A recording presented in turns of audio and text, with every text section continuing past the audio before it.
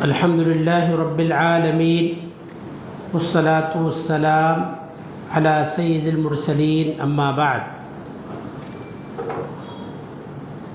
اعوذ باللہ من الشیطان الرجیم بسم اللہ الرحمن الرحیم کاف ہا یا عین صاد ذکر رحمت ربک عبدہ زکریا اذ نادى ربه نداء خفيا قال رب إني وهن العظم مني واشتعل الرأس شيبا ولم أكن بدعائك رب شقيا۔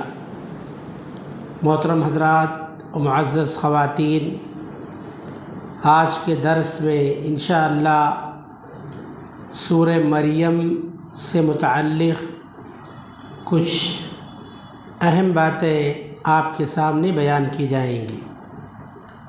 سورہ مریم یہ مکی سورہ ہے، اس میں کل 98 آیتیں ہیں۔ یہ سورہ مکہ کے ابتدائی دور میں نازل ہوئی تھی۔ مسلمان جب مکہ سے ہجرت کر کے حبشہ تشریف لے گئے تو وہاں کے اصحمہ نجاشی بادشاہ کے کہنے پر مسلمانوں کے نمائندے حضرت جعفر رضی اللہ عنہ نے سب کے سامنے بادشاہ کے دربار میں جب سورہ مریم کی تلاوت کی تو اللہ کی آیتوں کا بادشاہ پر اور بادشاہ کے درباریوں پر ایسا اثر ہوا کہ وہ سب اپنے آنسو روک نہیں پائے۔ خود بادشاہ بھی اس قدر رویا کہ اس کی داڑھی آنسوؤں سے تر ہو گئی، اور اس نے حضرت جعفر رضی اللہ عنہ کو اشارہ کر کے روک دیا، کہا بس کرو بس کرو۔ اس کے بعد اس نے کہا کہ یہ کلام اور حضرت عیسیٰ علیہ السلام جو کلام لے کر آئے تھے دونوں ایک ہی شمعدان سے نکلے۔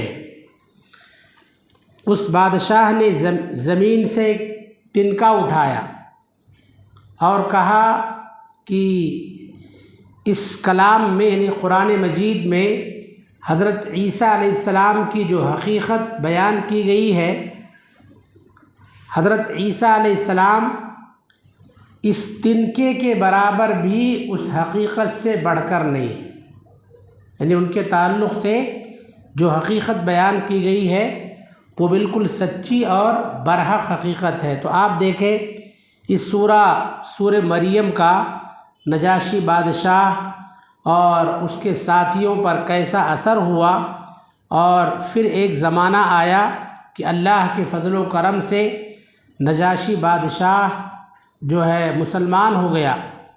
جب اس کا انتقال ہوا، اس کے انتقال کی خبر نبی کریم صلی اللہ علیہ وسلم کو ملی تو آپ صلی اللہ علیہ وسلم نے اس کی نماز جنازہ غائبانہ پڑھائی، اور صحیح بخاری کی حدیث ہے آپ صلی اللہ علیہ وسلم نے صحابہ سے کہا کہ حبشہ میں تمہارے بھائی کا انتقال ہو گیا ہے، اصحمہ کا انتقال ہو گیا ہے، لہذا تم اس کے لیے استغفار کرو، تم اپنے بھائی کے لیے اللہ تعالیٰ سے مغفرت کی دعا کرو۔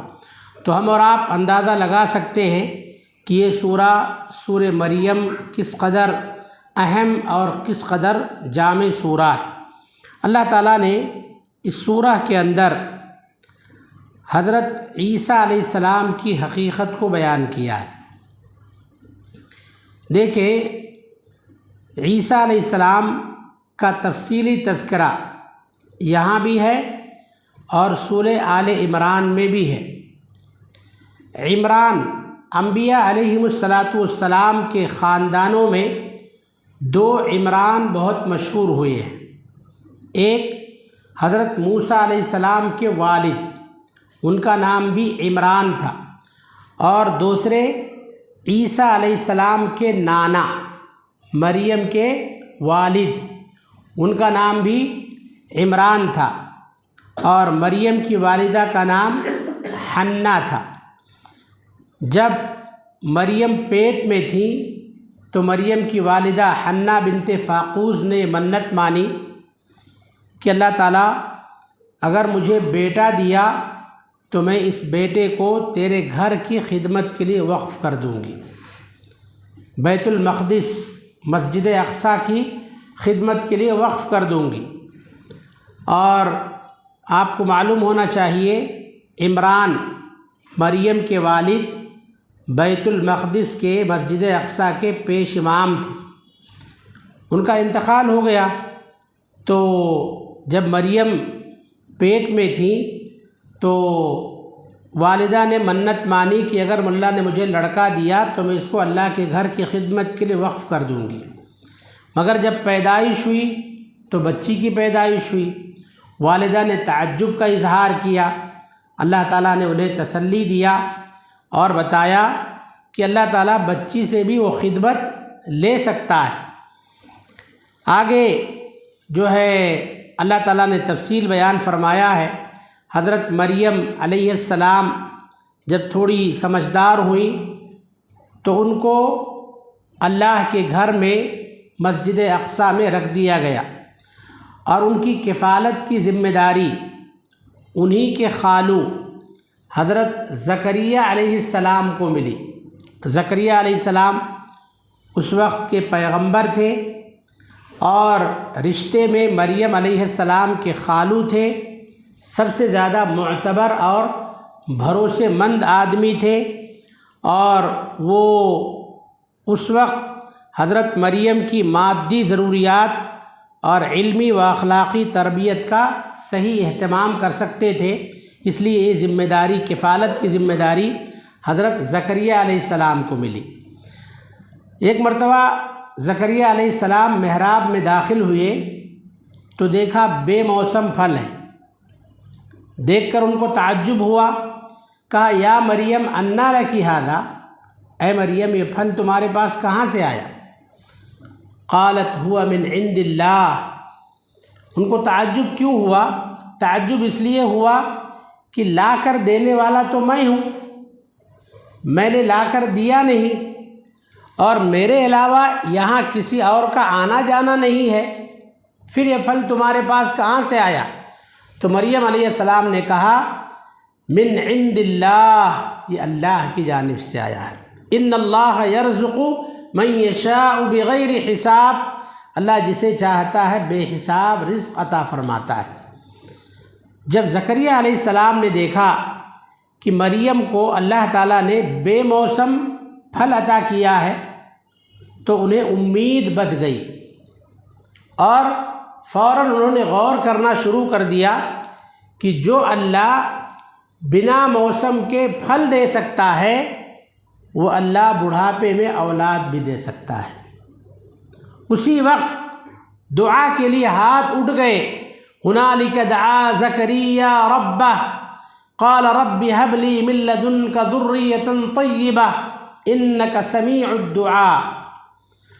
زکریا علیہ السلام نے اللہ سے دعا کیا، کہا اے میرے پروردگار تو اپنی طرف سے مجھے ایک نیک اور صالح اولاد عطا فرما، بے شک تو تمام دعاؤں کا سننے والا ہے۔ رب لا تذرنی فردا وانت خیر الوارثین، اے میرے پروردگار تو مجھے تنہا نہ چھوڑنا، مجھے بہترین وارث عطا فرما۔ اللہ تعالیٰ نے فوراً دعا قبول کر لیا، جبریل کے ذریعے سے خوشخبری بھیجا کہ اللہ تعالیٰ تمہیں لڑکا دے گا۔ اللہ نے اس کا نام بھی بتا دیا، کیا نام ہے؟ یحییٰ علیہ السلام۔ اللہ نے نام بھی بتا دیا کہ زکریا تمہیں بیٹا عطا کیا جائے گا اور اس کا نام یحییٰ ہوگا۔ اس سے پہلے یحییٰ اور کسی کا نام نہیں رکھا گیا تھا، بعد میں یحییٰ علیہ السلام بھی پیغمبر بنتے ہیں۔ بہرحال حضرت مریم علیہ السلام محراب میں رہ رہی تھی، دھیرے دھیرے وہ بڑی ہوئی، جوان ہوئی، جب بلوغت کی عمر کو پہنچ گئی، بالغ ہو گئی، جوان ہو گئی، تو اللہ تعالیٰ نے مریم علیہ السلام کے پاس جبریل امین کو بھیجا۔ اکیلے محراب میں تھی، جبریل انسانی نوجوان کی شکل میں پہنچے، دیکھ کر گھبرا گئی، کہا انی اعوذ بالرحمن منک ان کنت تقیا، اگر تم متقی ہو، پرہیزگار ہو، پھر بھی میں تم سے اللہ کی پناہ چاہتی ہوں۔ تو جبریل نے کہا تمہیں خوف زدہ ہونے کی ضرورت نہیں ہے، میں اللہ کا بھیجا ہوا فرشتہ ہوں، تمہیں بیٹے کی خوشخبری اور بیٹے کی بشارت دینے آیا ہوں۔ تو مریم علیہ السلام نے تعجب کا اظہار کیا، کہا مجھے بیٹا کیسے ہو سکتا ہے؟ نہ تو میں نے خیانت کیا ہے، نہ اب تک مجھے کسی مرد نے ٹچ کیا ہے، میرے یہاں اولاد کہاں سے ہو سکتی ہے؟ فرشتے نے تسلی دیا، کہا یہ رب کا کام ہے، رب کا معاملہ ہے، رب کے لیے بالکل آسان ہے۔ بہرحال مفسرین نے لکھا ہے کہ جبریل امین نے مریم علیہ السلام کے گریبان میں پھونک مارا، جس سے مریم علیہ السلام کو حمل ٹھہر گیا، اور جس طرح سے دیگر عورتوں کو 9 ماہ کا حمل رہتا ہے، مریم علیہ السلام کو بھی 9 ماہ کا حمل رہا۔ دیگر عورتوں پر جس طرح سے حمل کے آثار ظاہر ہوتے ہیں، مریم علیہ السلام پر بھی حمل کے آثار ظاہر ہوئے۔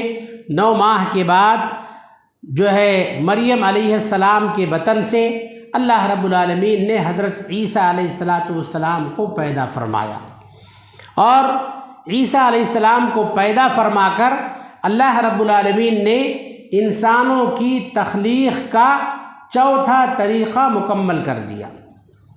انسانوں کی پیدائش کے 4 طریقے ہیں، 4 طریقے سے اللہ تعالیٰ نے انسانوں کو پیدا کیا، بغیر ماں باپ کے۔ کس کو؟ آدم علیہ السلام کو۔ صرف مرد سے، بغیر عورت کے، حوا علیہ السلام کو، اور صرف عورت سے، بغیر مرد کے، عیسیٰ علیہ السلام، اور عام انسانوں کو اللہ تعالیٰ نے مرد اور عورت کے ذریعے سے پیدا کیا۔ تو اللہ رب العالمین نے حضرت عیسیٰ علیہ السلام کو اپنی قدرت کی بہت بڑی نشانی بنا کر پیدا فرمایا۔ عیسیٰ علیہ السلام کی پیدائش ہو گئی۔ پیدا ہونے کے بعد حضرت مریم علیہ السلام کو اللہ تعالیٰ نے تاکید کیا کہ آپ یہاں سے دور چلی جائیں، دور چلی جائیں۔ ایک سوکھا کھجور کا درخت تھا، اللہ تعالیٰ نے اس کے اندر تر و تازہ پھل پیدا کیے، نیچے سے اللہ تعالیٰ نے پانی کا چشمہ جاری کر دیا، پینے کے لیے بہترین صاف شفاف پانی، اور کھانے کے لیے اللہ نے کھجور کا انتظام کیا۔ اور اللہ رب العالمین نے کہا وَهُزِّي إِلَيْكِ بِجِذْعِ النَّخْلَةِ، تم اس کھجور کے تنے کو ہلاؤ، تُسَاقِطْ عَلَيْكِ رُطَبًا جَنِيًّا، تمہیں تر و تازہ پھل ملیں گے۔ فَكُلِي وَاشْرَبِي وَقَرِّي عَيْنًا، کھجور کھاؤ، پانی پیو، اور اپنے بیٹے کو دیکھ کر اپنی آنکھوں کو ٹھنڈک پہنچاؤ۔ آپ غور کریں صبر کا پھل کتنا میٹھا ہوتا ہے۔ مریم علیہ السلام نے صبر کیا، صبر کے بدلے میں اللہ تعالیٰ نے انہیں اولو العزم پیغمبر عطا کیا۔ حضرت عیسیٰ علیہ السلام بھی اولو العزم نبیوں میں سے ہیں، اولو العزم پیغمبروں میں سے ہیں۔ ان کے صبر کے بدلے اللہ تعالیٰ نے انہیں اولو العزم پیغمبر عطا کیا۔ حضرت مریم علیہ السلام عیسیٰ علیہ السلام کو لے کر بہت پریشان تھی کہ میں جب قوم میں جاؤں گی تو میں کس طرح سے قوم کا سامنا کر پاؤں گی۔ بہرحال اللہ تعالیٰ نے انہیں ہمت دیا، کہا اللہ تحزنی قد جعل ربک تحتک سریہ، تمہیں گھبرانے کی ضرورت نہیں ہے، پریشان ہونے کی ضرورت نہیں ہے۔ اللہ تعالیٰ نے ہر طرح سے دلاسا دلایا، تسلی دیا، اور اللہ تعالیٰ نے مریم علیہ السلام کے دل میں بات ڈالی، کہا جب اپنی بستی میں آپ جائیں گی تو بستی والوں سے کہہ دینا کہ میں نے بات کا روزہ رکھا ہے، میں کسی سے بات نہیں کر سکتی، میں نے بات کا روزہ رکھا ہے۔ بہرحال حضرت عیسیٰ علیہ السلام کو گود میں اٹھا کر مریم علیہ السلام جب قوم میں پہنچی تو قوم نے ان پر طعن و تشنیع کے بوچھار شروع کر دیے اور کہنے لگے یا اخت ہارون ما کان ابوک امرأ سوء وما کانت امک بغیہ، مریم تم نے یہ کیا کیا؟ تمہارے باپ تو بہت نیک تھے، تمہاری ماں بہت نیک تھی، وہ لوگ تو برے نہیں تھے، تم نے یہ کون سا کام کیا؟ ابھی تمہاری شادی نہیں ہوئی، بغیر شادی کی اولاد کہاں سے؟ یہ کیا کر دیا؟ مریم علیہ السلام نے اپنے منہ کی طرف اشارہ کیا کہ انہوں نے بات کا روزہ رکھا ہے، وہ کسی کو جواب نہیں دے سکتی ہے۔ جب لوگوں کے اعتراضات بہت زیادہ بڑھ گئے تو مریم علیہ السلام نے اپنے بیٹے کی طرف اشارہ کیا، فاشارت الیہ، اپنے بیٹے کی طرف اشارہ کیا کہ جو کچھ پوچھنا ہے انہی سے پوچھو، میرے فرزند سے پوچھو، یہی میری صفائی پیش کریں گے۔ لوگوں نے کہا کیف نکلم من کان فی المہد صبیا، جو بچہ گود میں ہے، گود کے بچے سے ہم کیا پوچھیں، کیا بات کریں، وہ کیا ہمارے سوالات کے جوابات دے گا؟ تو اس وقت اللہ تعالیٰ نے حضرت عیسیٰ علیہ السلام کو بولنے کی طاقت دیا۔ حضرت عیسیٰ علیہ السلام نے کہا انی عبد اللہ آتانی الکتاب وجعلنی نبیا، میں اللہ کا بندہ ہوں، اللہ تعالیٰ مجھے کتاب دے گا، اللہ تعالیٰ مجھے نبی بنائے گا۔ دیکھیں غور کا مقام ہے، نبی کریم صلی اللہ علیہ وسلم نے فرمایا کہ ماں کی گود میں شیر خارگی کی عمر میں صرف 3 بچوں نے کلام کیا ہے، صرف 3 بچوں نے بات کیا ہے، ایک عیسیٰ علیہ السلام اور ایک جریج، یہ بھی بنی اسرائیل کے ایک عابد و زاہد شخص تھے، ان کے گود میں ایک بچے نے بات کر کے ان کی بے گناہی ثابت کیا تھا، اور تیسرا بچہ بھی بنی اسرائیل ہی کا تھا، بچہ اپنی ماں کی گود میں تھا، دودھ پی رہا تھا۔ صحیح بخاری کی حدیث ہے، ایک شخص بڑے تذک و احتشام کے ساتھ گزرا، بڑی آن بان شان کے ساتھ گزرا، تو ماں نے اس کی حالت دیکھ کر اللہ سے دعا کیا کہ اے اللہ تو میرے بچے کو ایسا ہی بنا دے۔ بچہ دودھ پی رہا تھا، دودھ چھوڑ دیا، اور بچے نے کہا اللہ مجھے اس کے جیسا نہیں بنانا، پھر اتنا بول کر پھر دودھ پینا شروع کر دیا۔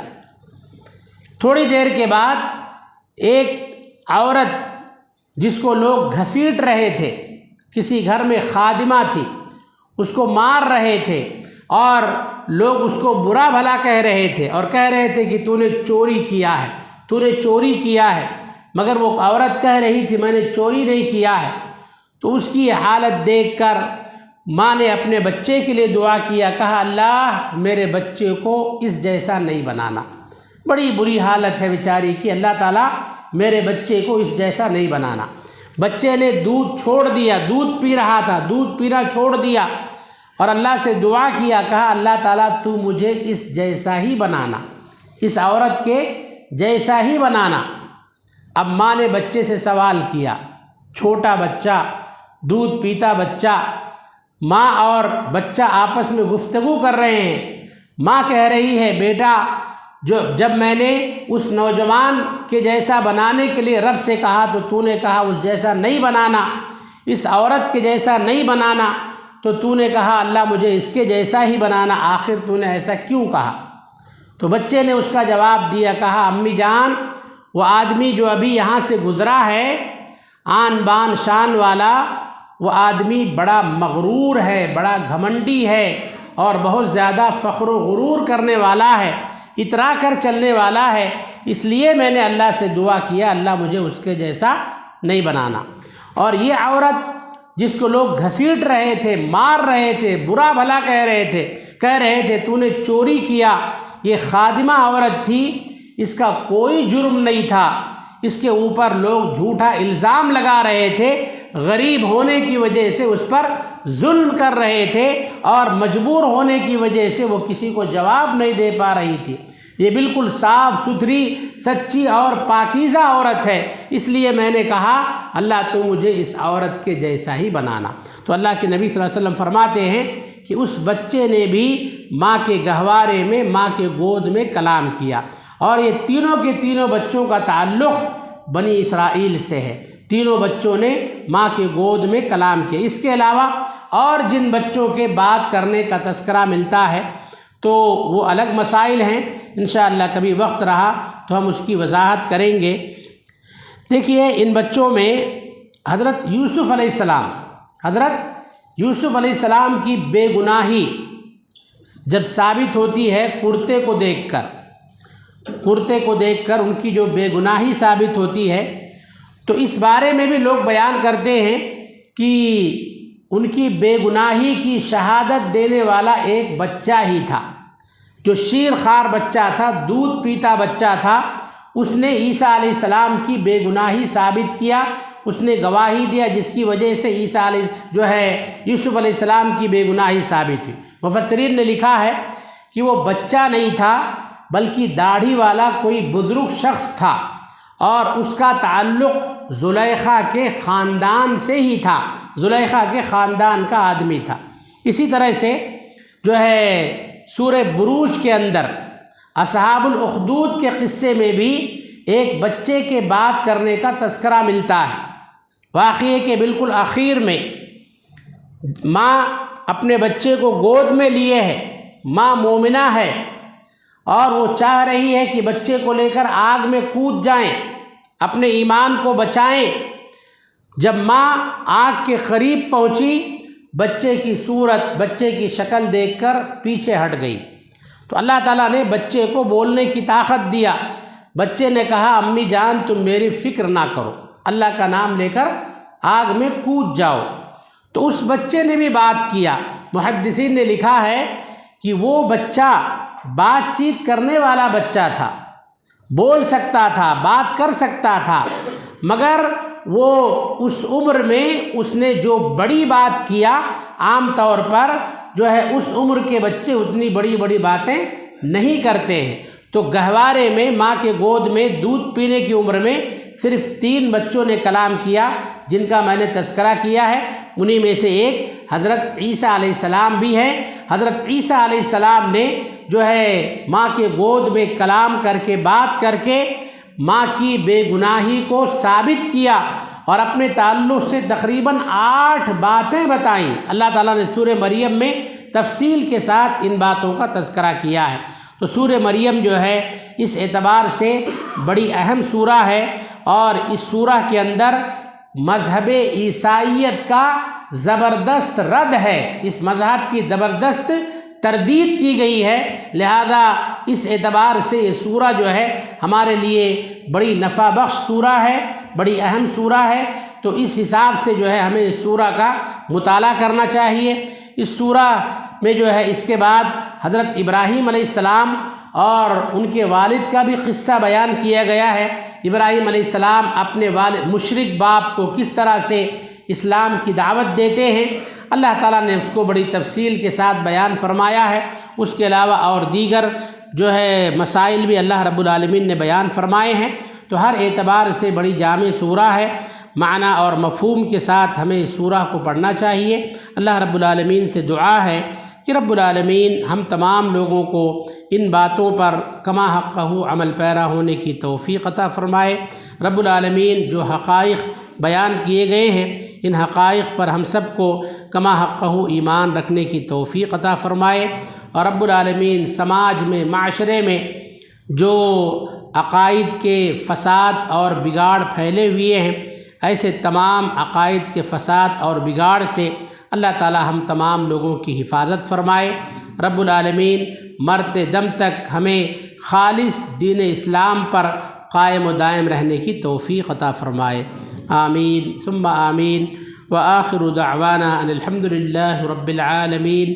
السلام علیکم ورحمۃ اللہ وبرکاتہ۔